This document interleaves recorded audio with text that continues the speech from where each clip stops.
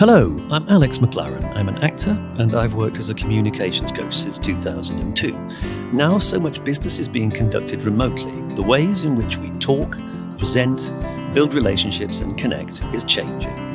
In this podcast, I want to explore all those issues and prove to you that no matter who you are, you can talk to anyone.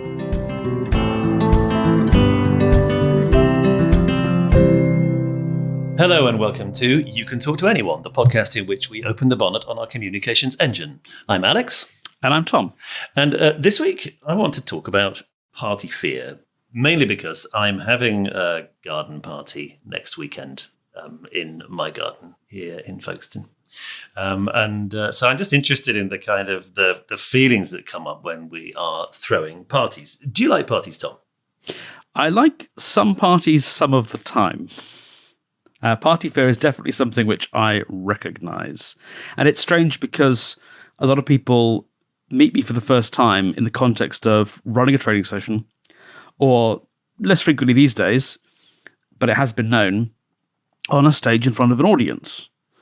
And they think, well, that looks terribly intimidating. I could never do that. But I feel a greater sense of control and therefore comfort and safety because I'm in the power position. I'm the one who's the centre of attention saying this is how it's going to be. But at a party, especially somebody else's party, who knows what the rules of engagement are going to be? And who knows who I'll encounter when I get there? Yeah, so you're thinking, I suppose you're thinking about being a party guest. But this is interesting, actually, Tom, because only a few weeks ago, I was at a party that you threw. Yes. And a very good party it was. And so what's your experience as a host of a party? I mean, it was your birthday and it was a launch of your excellent book, which I recommend to all listeners of the podcast about the Oscars, Best Pick. When you threw that, did you do that out of a sense of it's my birthday, I ought to? Was it duty or pleasure? What was behind that? Well, it was mainly that one of my co-authors had a birthday around the same time. And so she was the driving force behind that. But I wasn't being dragged along kicking and screaming. I was very happy to do that. But it felt like a good excuse to get a bunch of people together and have something to eat and have something to drink and sell some books. Yeah, and having a co-conspirator can help. I think can help spread out some of the stress when you're throwing a party, definitely, and also share out some of the work because there's lots to do. Rewinding then, so basically, this is partly to do with the last couple of years when we've not been able to have conversations face to face. I mean, obviously things are changing, but there was a period when it just was not the case. And when the whole thing first happened, when we all first went into lockdown and quarantine in, I think it must have been, what was it, March? It was March 2020. March 2020, that's right, yes. Okay. So in the previous winter, so I'd been having some challenging times with my son, and I'd started doing a parenting course. And one of the things that had occurred to me was that I was not particularly good at celebrating him. Okay, so celebrations of another person. And then I thought, well, maybe in order to become better at that, I need to do some celebrating. And I thought I'd better celebrate myself. And I thought I'd better have a birthday party. My birthday's at the end of March. And so I was all set up to do it. And then suddenly it became clear it wasn't going to happen. And we all went indoors. So it didn't do it that year. I think we were in lockdown again the following March. It didn't happen. And then this March, recently, it couldn't happen because of a family bereavement. But I'm having a party next weekend, which I'm going to do to celebrate Shakespeare's birthday. So this is actually a kind of it feels like quite a big deal because it's the first big get-together that I've thrown really for quite some time. And so I'm understandably sort of mildly anxious about it. So I was thinking we might sort of go through the various different elements that have made it stressful. So one of them, obviously, is the fact that COVID hasn't gone away. And we've all been... Oh, no, you're quite wrong about that, Alex. It definitely has. This nice man who works at 10 Downing Street has assured me personally that there's nothing to worry about, and we can just go back to business as usual. So cross that off your list of things to be concerned about. No, I mean, you're, the only way to be about it is as lighthearted as possible, because it is somewhat in. I don't think we've been well led on this issue in the UK, but we have been vaccinated, and that's one of the things which he's got right. They've got right, and at least sort of putting it out there in terms of the opportunity. I don't think the communication's been great, but we're in a situation at the moment when it is pretty widespread, even though vaccination means that we are, as a population, insulated from it in a way, save elderly people in Hong Kong and China haven't been.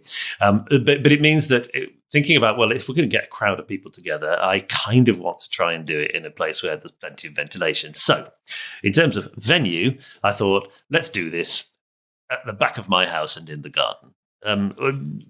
Sounds like a sort of and also by having it in my house rather than in some sort of dedicated location elsewhere, it makes it comfortable and cozy and easy for me to prep for, and also it makes it slightly lower stakes, I think, than trying to. Well, your party, Tom, was at a gloriously grand location in the West End of London, and very nice it was. But one benefit of that was we only had the space booked until a certain time. Oh, okay. Whereas what will you do when people at your party refuse to leave? You see? Now, in some ways, that's the loveliest thing that could possibly happen, because people are having such a smashing time that the last thing they want to do is go back to their drab, ordinary, humdrum lives. Yes. But there will come a point where you or other members of your household will want to go to bed. Yes. And if there are still people carousing and laughing, then this may present an issue. Well, you're right. One thing which I've noticed in the last 12 months is that in going back into talk to other people, situations and parties especially, that it can feel very, very rusty and clunky. And I've now actually had conversations with many people, both professionally in my work as a coach and also just in my personal life, in which they're saying that they do feel like me, I think, that their social engine it's been in a garage, and it hasn't been properly. Well, it hasn't been road tested, and maybe needs extra lubrication. God knows what that will mean in terms of alcohol at my party. With that in mind, I did put on the invitation. We said 3 till 7. Okay, so it's during the day. You can bring your kids. It slightly insulated us from the stress of having to do incredibly precise catering for large numbers of people at dinner time. But it also means that people know that there's that time frame. And you're going to starve them out. I'm certainly not going to starve them out. There'll be a limited amount of food and people will have to leave when they get hungry at supper time. Clever. No. I literally put on the invite. And this is partly about giving people a kind of ease. Come for 5 minutes or stay for ages.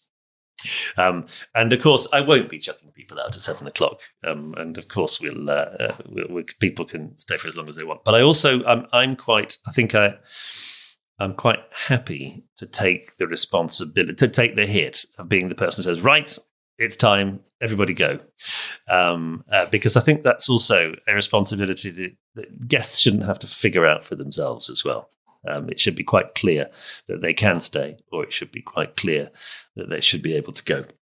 I think we should make it really clear that they can tramp straight down to the back of the house and hang about in the garden. We're all praying, by the way, for good weather. But they should be able to get in as well. And I think that people need different spaces to go to at house parties. What's your experience of that? I mean, I always find that the kitchen is a tempting place to sneak into and hang around, not just because you have easy access to the fridge, but also because a little den can be helpful when you're in a crowd. Yes, it's good to have different spaces for different kinds of people and different kinds of activities. Is there going to be music at your party, Alex? I think there will have to be music. So will there be dancing? Well, I haven't planned for dancing. But if people want to dance, I suppose I'm very happy for them to do so. But as it's just sort of afternoon hanging around in the house with a glass of wine and catching up with people locally, then that can certainly happen. Is there always dancing at your parties, Tom? No. Not the parties I'm in charge of organising, certainly. There was singing at the party that you were referring to, but there wasn't any ritualized dancing. But I'm of the opinion that if there is going to be dancing, then there should definitely be a place where non-dancers can feel comfortable. Yeah. No, there's plenty of space around mine where that can happen. I'm thinking of basically throwing open the bottom 2 floors and letting people kind of potter about and help themselves to the books on the shelves. I always think that's a nice thing to be able to do when you're around somebody else's house. And will there be a barbecue? Right. I have decided against a barbecue because I'm not proficient at it, Tom. Oh. It's not difficult. Really? Well, I've nearly poisoned a whole kindergarten of children with cheap burgers that they gave me to cook from. Just burn them. That's what most people do. Yeah. Just incinerate them. Well, I mean, I don't. Okay. So, I definitely want to make sure that people have some nice things to eat, and I cannot guarantee that things that I take off a barbecue will be nice enough. That's mainly the thing. So I'm thinking about the catering well in advance, so it's not a kind of a last minute kick bollock scramble as I try to get food ready. And there will be very straightforward things because, Tom, what I like to get a hold of when I go to a party is some crisps. You can overthink these things very, very easily.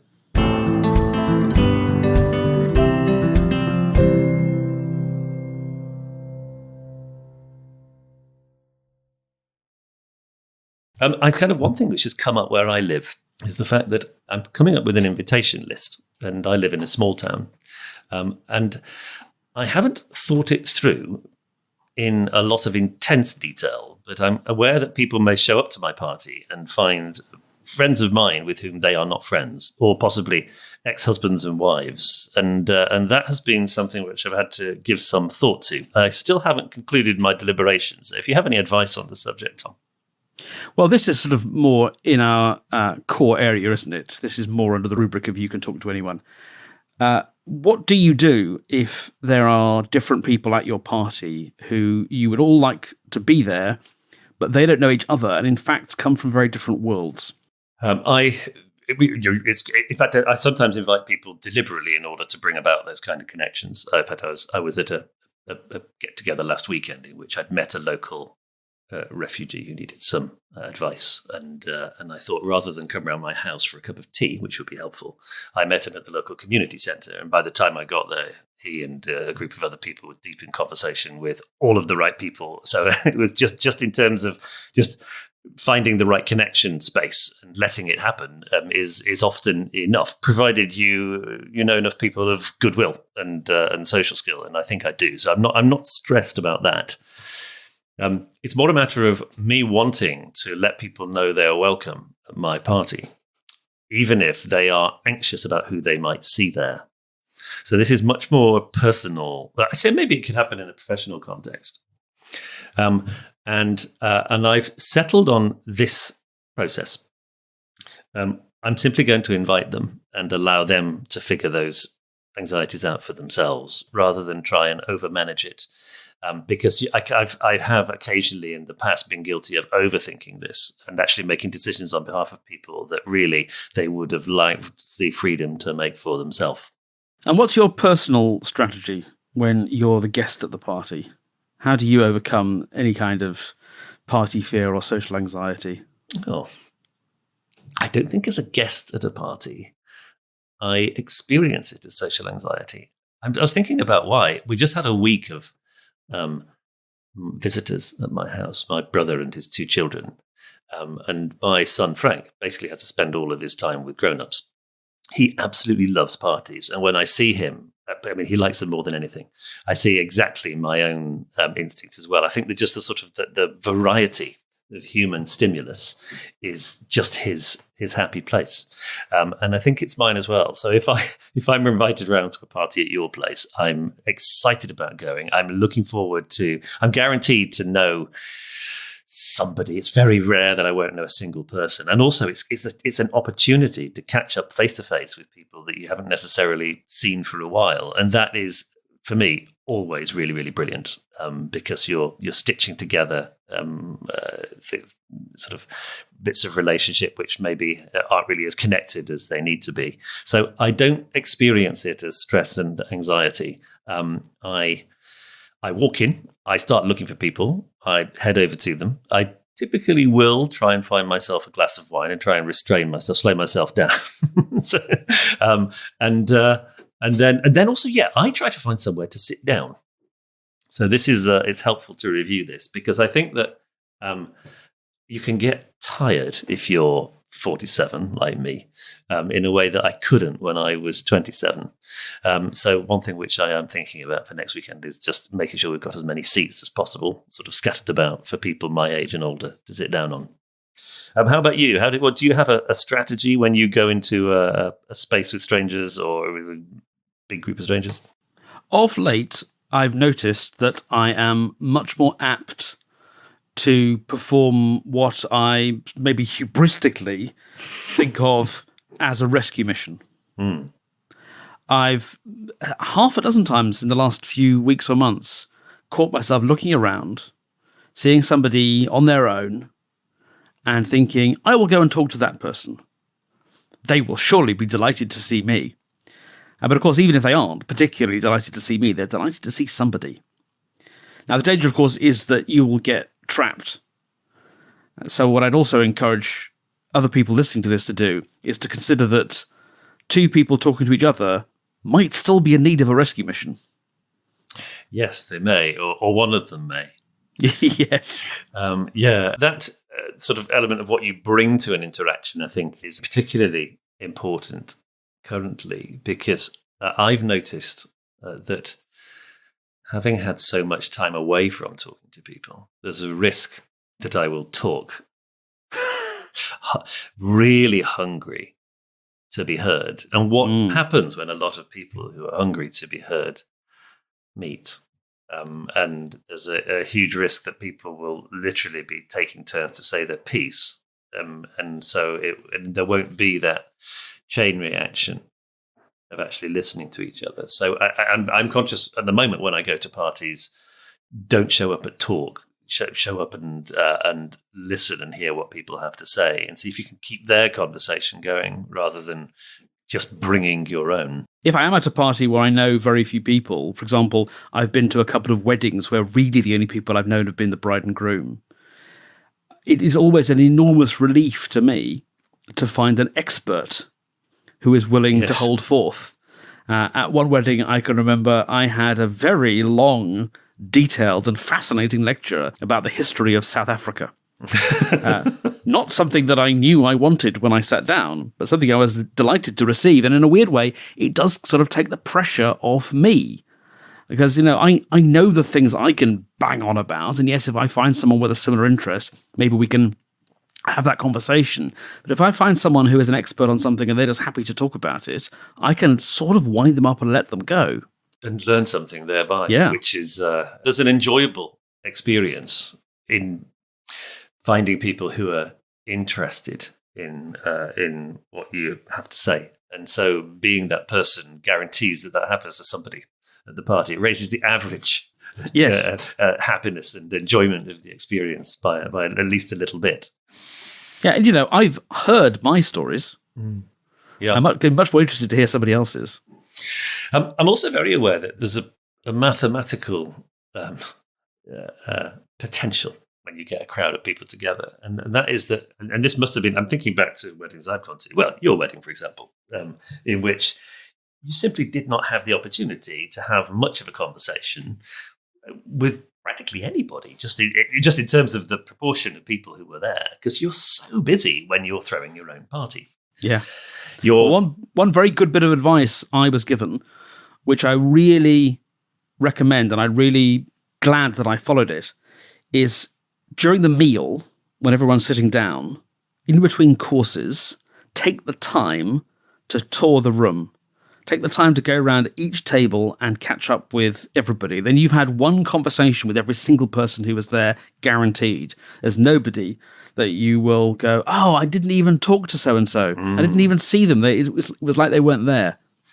Yeah, so you carve out time specifically for that. That's one reason why I think I've got to make sure that all of the catering is all done really the morning of the event rather than during it. Yeah, you don't want to be hunched over the stove while people are coming in. Absolutely well, quite right. that's one of the problems with barbecues. Is I sometimes think that they're a kind of a retreat point for typically men who don't actually want to talk to anybody in their garden, and so at least they're busy doing something. And it means they don't have to engage with others. And that's the opposite for me. Maybe that's why I don't become good at barbecuing, because I'd rather be somewhere else. One thing which I've noticed, which I kind of like, and it's interesting. It goes back to I think what you were saying earlier about the unpredictability of what happens when you get a group together, or when you go to a party, and the sort of the feeling we all need, I think, in one way or another, of control. One of the pleasant things about not being able to control everything is that good things can happen. Then you hear about them later. They wouldn't have happened if you hadn't thrown your party, but those two people met, or that conversation happened, or we went on and did something. I mean, whatever. I mean, they can even find out that there's sort of new appointments are made, and that would only have happened because of this particular social intervention. And so one of the nicest things, I think, about having a party isn't what happened because you wanted it to, but what happened just because there was that party and those people came along and they bring their own needs and ideas and initiatives and contributions. It's one of the most pleasant things about it, and a really good reason for finding ways to yield that control in a social event. And I think, actually, just as I say that I think this is something which is really helpful for people who maybe do find the business of interacting with others stressful because of the fact they're sharing that control with other people. Is that only by letting go of it can things happen that you couldn't have done by yourself. And that, I think, is something which is relevant when you're going into. I mean, we did a session a while ago about no networking, but again, it's in those moments of connection that you make discoveries with other people and come up with ideas. And yes, that is something which maybe you have to yield to somebody else's agenda. But it's only in that sharing of that control that those things can happen. So it's relevant both in sort of garden parties in your own home in your small town, or in that sort of swanky bar when you dress up for it and you have to go along and scare up some business with clients. If you have any tips or ideas about dealing with party fear, please feel free to send them along to us. I'm Alex at the-spontaneity-shop.com. And I'm Tom at the-spontaneity-shop.com, or you can send us a tweet at Spontaneity Shop. If you've got any ideas for things you'd like us to cover in the podcast, we'd love to hear from you too. And until next time, I'm Alex. And I'm Tom. Thanks very much for listening, and goodbye. You have been listening to You Can Talk to Anyone with Alex McLaren and Tom Salinsky. The producer for The Spontaneity Shop was Tom Salinsky. You Can Talk to Anyone is distributed exclusively by Acast.